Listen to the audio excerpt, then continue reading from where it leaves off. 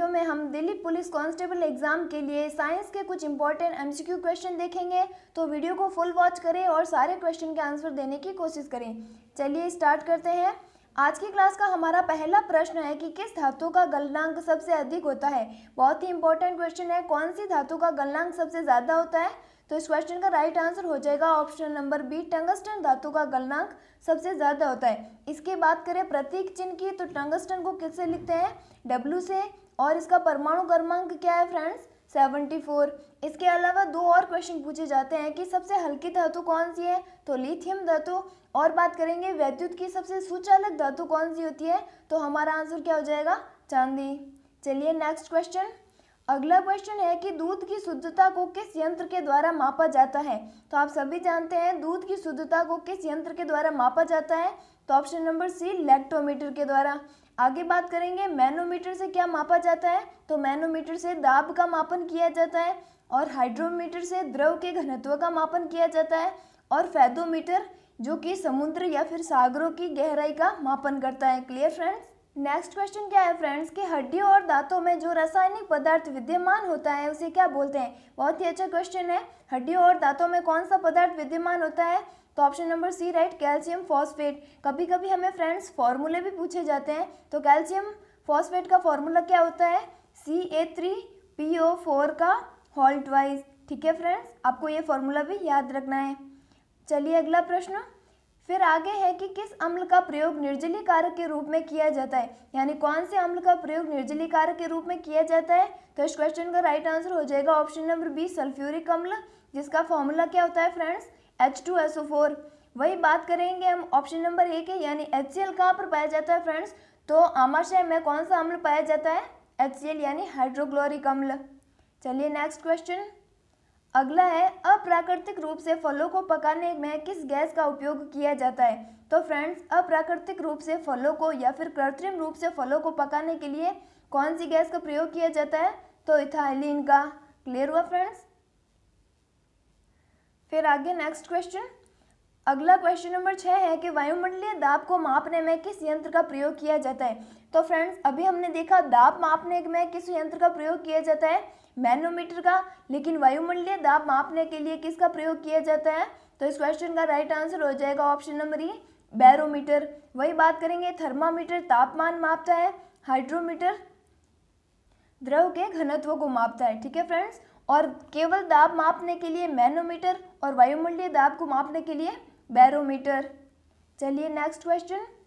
अगला है शक्ति का मात्रक क्या है। बहुत ही इंपॉर्टेंट क्वेश्चन है, वो काफ़ी बारी पूछा जाता है, मतलब इजी भी क्वेश्चन है। तो शक्ति का मात्रक क्या है, तो इस क्वेश्चन का राइट आंसर क्या हो जाएगा, ऑप्शन नंबर सी राइट, शक्ति को किस में मापते हैं, जूल में। वही बात करें न्यूटन किसका मात्रक है फ्रेंड्स, तो बल का। ठीक है, चलिए नेक्स्ट क्वेश्चन। और फ्रेंड्स शक्ति होती क्या है, यानी कार्य करने की दर को ही क्या बोलते हैं, शक्ति बोलते हैं।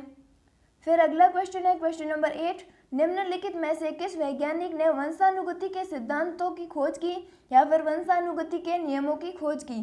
तो इस क्वेश्चन का राइट आंसर क्या हो जाएगा, ग्रेगर जॉन मेंडल ने वंशानुगति की खोज की, इसलिए इन्हें आनुवांशिकी के पिता भी बोला जाता है। और क्वेश्चन बनता है कि मेंडल ने अपने प्रयोगों में किस पादप का प्रयोग किया, तो मटर के पादप का प्रयोग किया। ठीक है, चलिए नेक्स्ट क्वेश्चन।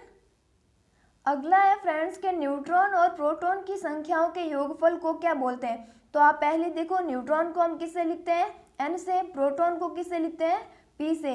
इन दोनों के योगफल को क्या बोलते हैं फ्रेंड्स, तो इस क्वेश्चन का राइट आंसर हो जाएगा द्रव्यमान संख्या, यानी प्रोटॉन प्लस न्यूट्रॉन को क्या बोलते हैं, द्रव्यमान संख्या।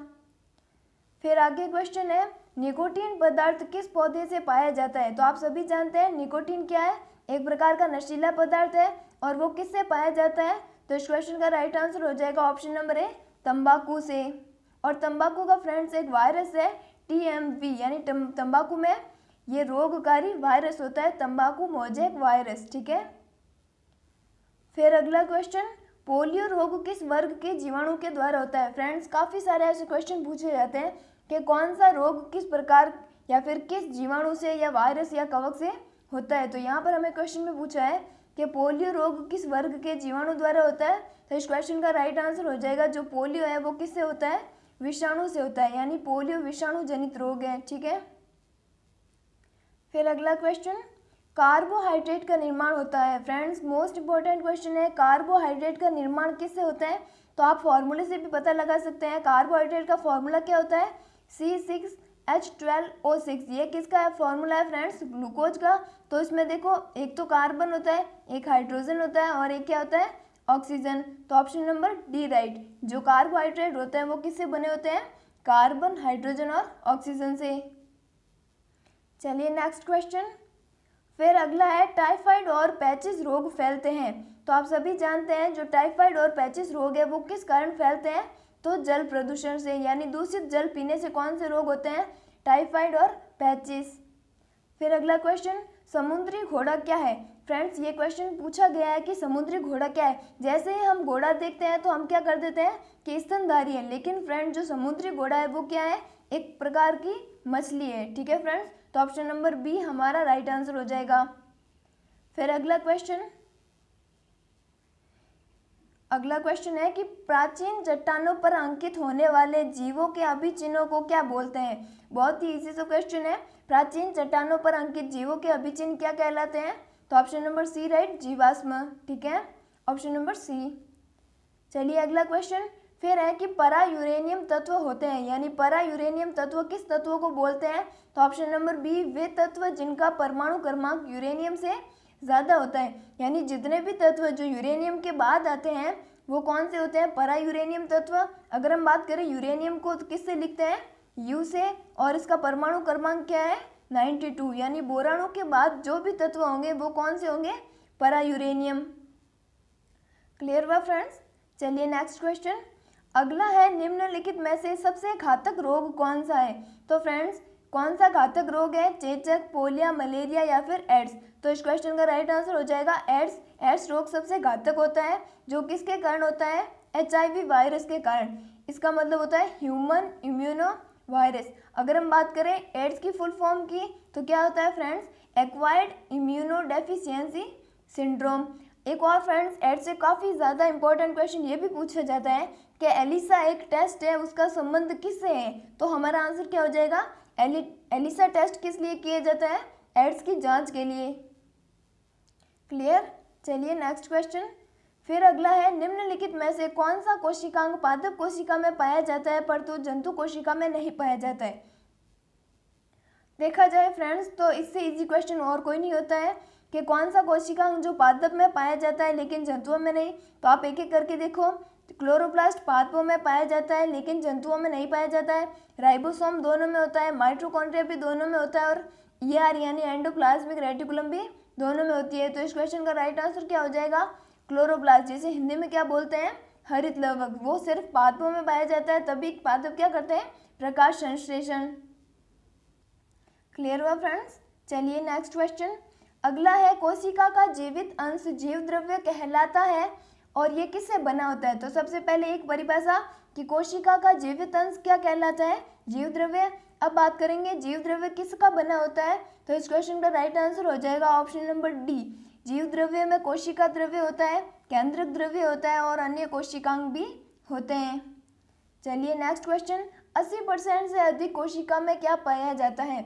यानी 80% से भी ज़्यादा हमारी कोशिका में क्या पाया जाता है? तो इस क्वेश्चन का राइट आंसर हो जाएगा जल। ठीक है, ऑप्शन नंबर डी राइट।